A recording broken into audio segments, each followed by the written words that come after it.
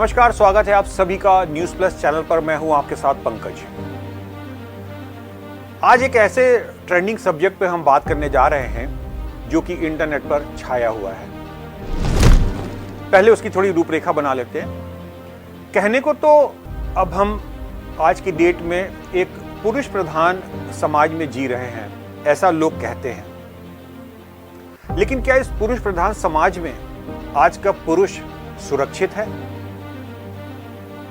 या कुछ परिस्थितियां ऐसी हो गई हैं जिसमें उसका सर्वाइवल मुश्किल हो रहा है, या कुछ निर्णय लेने में उसको दिक्कतें आ रही हैं, या कुछ निर्णय लेने के बाद उसके जो परिणाम आ रहे हैं वो जो हैं उसके फेवर में नहीं हैं।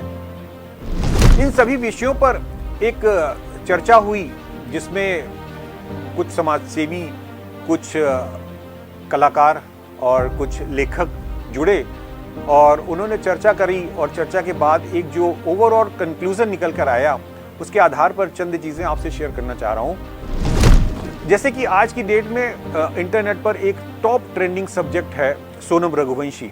सोनम रघुवंशी को पिछले आप एक हफ्ते से रेगुलर सुन रहे हैं, पढ़ रहे हैं और देख रहे हैं। क्या है सोनम रघुवंशी? सोनम रघुवंशी अकेली एक महिला नहीं है। सोनम जैसी न जाने कितनी और महिलाएं हैं जिन्होंने शादी के बाद अपने रिश्तों को ताक पर रख दिया, मर्यादा तार तार कर दी और कुछ ऐसे कर्म किए जिनको कोई देखना तो मुश्किल, जिनके बारे में चर्चा करने में भी आपकी रूह कांपती है। उन्होंने शादी की, शादी के बाद अपने पति का निर्मम कत्ल किया। और ऐसे एक दो उदाहरण नहीं है, ऐसे कई उदाहरण हैं। कुछ उदाहरण मैं आपको बताना चाहूंगा जिन्होंने शादी के बाद अपने पतियों को बड़े ही क्रूर अंदाज में मौत के घाट उतार दिया। और क्रूरता भी थोड़ी बहुत नहीं, पहले तड़पाया गया, कहीं पर उनके टुकड़े टुकड़े किए गए, और वो भी क्या, सिर्फ अपने एक्स्ट्रा जो मैटरनल अफेयर्स थे उनको अपने प्रेमियों के प्यार पाने के लिए। मैक्सिमम केसेस में ऐसा देखा गया है कि वो जो आपका एक प्रेमी है उसका प्यार पाने के लिए आपने अपने पति को मौत के घाट उतार दिया। ये कैसा प्यार है? इस पे घर घर में चर्चा हो रही है, हर जुबान बोल रही है कि भैया ये कैसा प्यार है जिसके लिए आपने किसी घर के एक चिराग को, घर के किसी एक मेन आदमी को आपने मौत के घाट उतार दिया। समाज कह रहा है आज की डेट में कि ये कैसा दौर आ गया है।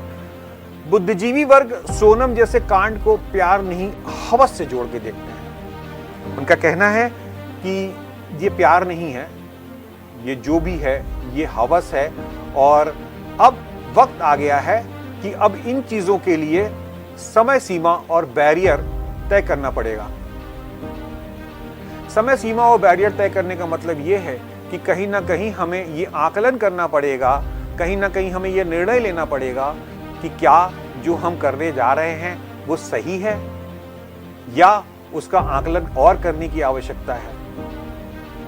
अब जरूरत आ गई है, जरूरत आन पड़ी है कि इसकी जिम्मेदारी हर एक व्यक्ति को लेनी पड़ेगी, चाहे वो माता पिता हो, चाहे वो बेटा हो, चाहे वो बेटी हो, या समाज के हर वर्ग का व्यक्ति, उसको अपनी जिम्मेदारी निभानी पड़ेगी। इन चीजों के साथ कनेक्ट होकर उनको इस जो आने वाली ये जो विगत दिनों में घटनाएं हुई हैं इनके ऊपर एक आकलन करते हुए इस पे कहीं ना कहीं बहुत गंभीरता से सोचना पड़ेगा कि आखिर कौन सा ऐसा रास्ता निकाला जाए जिससे कि इस तरह की घटनाओं की पुनरावृत्ति ना हो।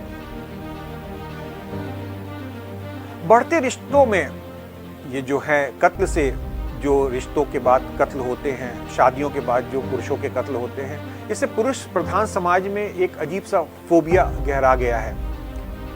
उदाहरण लेते हैं, सोनम रघुवंशी ने सुपारी देकर मेघालय की वादियों में घूमने गई थी और पति का कत्ल करवा दिया, वो भी बड़ी शातिराना अंदाज में अपने चंद मित्रों के साथ और अपने प्रेमी का प्यार पाने के लिए। ये बात तो सोनम की है। अब कुछ और घटनाक्रम पर भी आपको रोशनी डालते हैं जिसमें कि महिलाओं ने अपने शौहरों का मर्डर किया, वो भी बड़े बेखौफ अंदाज में किया।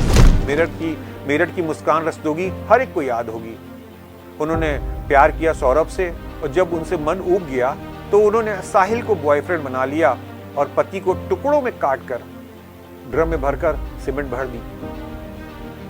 मुस्कान के रास्ते पर चलकर मेरठ की ही रविता हो या औरैया की प्रगति यादव, कर्नाटक की प्रतिमा या हरियाणा की रंजीता हो या अजमेर की जनता हो, सभी ने शादी के कुछ अरसे बाद अपने पतियों का ब्रूटल मर्डर करवाया, वो भी प्रेमियों के संग मिलकर।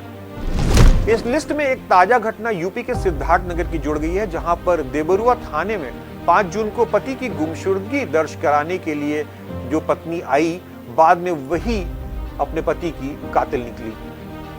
उसने प्रेमी के साथ मिलकर पति को नशीला पदार्थ खिलाया और फिर गला घोंटकर राप्ती नदी में फेंक दिया।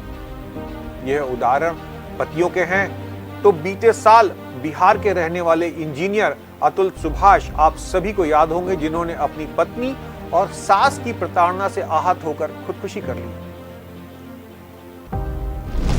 महिलाओं की यह क्रूरता है या सनकीपन समाज में आ रहे इस बदलाव की प्रतिक्रिया है? कहीं इसका जिम्मेदार सोशल मीडिया तो नहीं है? एक चर्चा हुई जिसमें युवा साहित्यकार मृदुल पांडे कहते हैं कि पति पत्नी बिना 7 जन्म की कसम के अधूरे हैं। सोनम जैसे हत्याकांडों में सोनम ने जैसा कांड किया, उसमें प्यार नहीं, हवस है, ईगो है और अति महत्वाकांक्षा है। ऐसे में रिश्तों को बचाने के लिए अब बतौर माता पिता बच्चों को संवाद क्रम जारी रखना ही क्या एकमात्र इलाज होगा? कहने का मतलब यह है कि क्या माता पिता और बच्चों के बीच में संवादहीनता है, जिससे कि वो एक दूसरे की भावनाओं को, एक दूसरे की सोच को नहीं समझ पाते, जिसका ये दुष्परिणाम हमको देखने को मिलता है? या फिर शादी के बाद भी हस्तक्षेप करना पड़ेगा और कहीं ना कहीं लगाम लगानी पड़ेगी? इसी चर्चा में समाज सेविका रंजना यादव कहती हैं कि परिवार को बचाने के लिए किसी एक की जिम्मेदारी नहीं है। कामकाजी पत्नी की अपेक्षा पुरुष ज्यादा काम कर रहे हैं, लेकिन तालमेल बिठाने के लिए समझौते और ईगो किनारे नहीं रख पा रहे हैं। पति पत्नी की पूर्णता तभी होगी जब आपस में समझदारी, समन्वय और प्यार होगा, जिसमें निस्वार्थ प्यार होगा, तभी ये संभव हो पाएंगी।